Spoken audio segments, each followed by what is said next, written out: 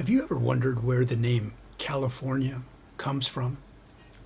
It is from a 1510 novel by Garcia Rodriguez de Montalvo. The novel is called Las Surges de Esplandian, or The Adventures of Esplandian.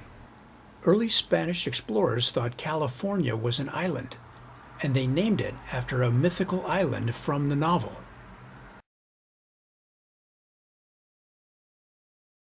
In the novel, the island of California is inhabited by proud, female Amazon warriors.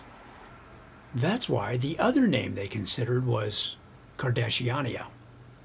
In 1781, LA's first pobladores, or townspeople, supposedly marched from the mission at San Gabriel to get the Pueblo of LA started.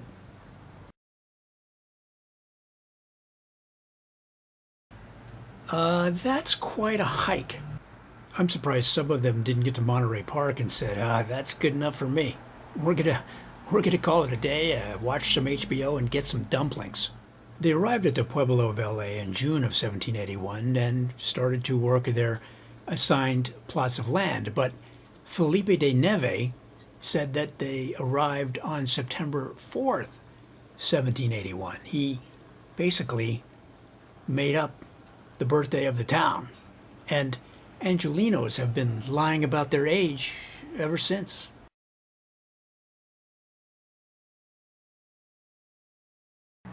This age lying is rampant. I know this guy that directs kids commercials. He was interviewing children for a commercial shoot. This little kid said to him, "Don't worry about my age, sir. 6 is the new 4." Now, the March from San Gabriel is often marked with recreations of the procession and the characters and the events of that day. But here's the real problem. Some historians now say that the march from the mission at San Gabriel never actually happened. Like much of history, it was made up. In this case, it was probably a stretch of the truth to show the mucky mucks back in Spain that things were happening in the New World and that their investment was a wise one. Hey, what's your problem? Like, you've never fabricated anything on your projection to make yourself look good to your boss? Come on. Now here's a question. Why is the downtown area situated where it is anyway? I mean, it's miles from the ocean. If you were going to start a city on the West Coast, wouldn't you situate it, say, on the coast? It turns out the crafty Spaniards had a whole rule book on how to start a pueblo. The Laws of the Indies, published by King Philip II in 1573, gave would-be pueblo building subjects of the crown a complete guidebook on how to start a town. One of the rules was to locate a pueblo at least 20 miles from the ocean as a deterrent to pirates. Doesn't that seem a little overprotective? I mean, 20 miles? I can't think of any pirate that is going to waste his time walking more than a mile to pillage a city. The laws covered everything about building a pueblo.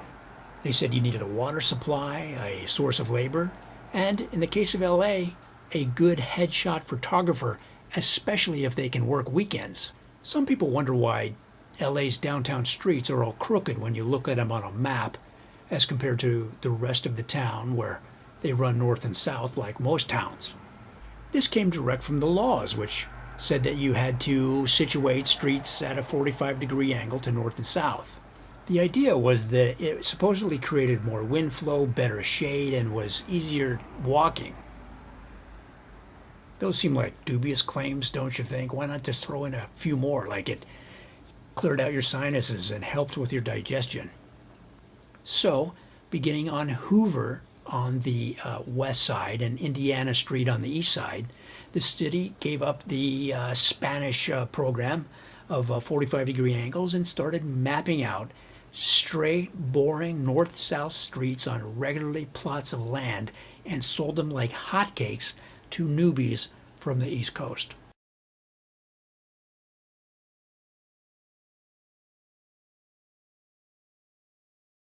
And soon, those streets would be clogged with Teslas and Priuses, or is that Prii?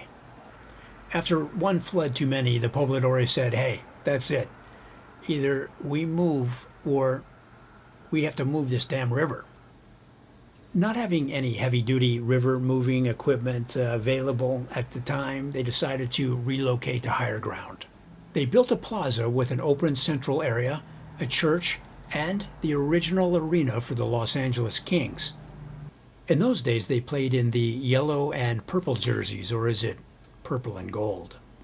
Today, the old plaza is a popular tourist attraction. It is formerly known as the Los Angeles Plaza Historic District.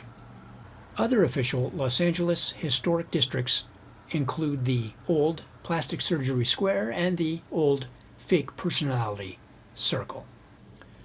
Olvera Street is one of the most popular aspects of the Plaza Historic District. It was originally called Wine Street, later renamed after Augustine Olvera, who lived on the street.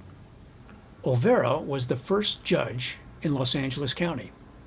Had he known what was going to become of the street that bears his name, he would have made it illegal early on to sell cheap mini guitars and other trinkets to tourists.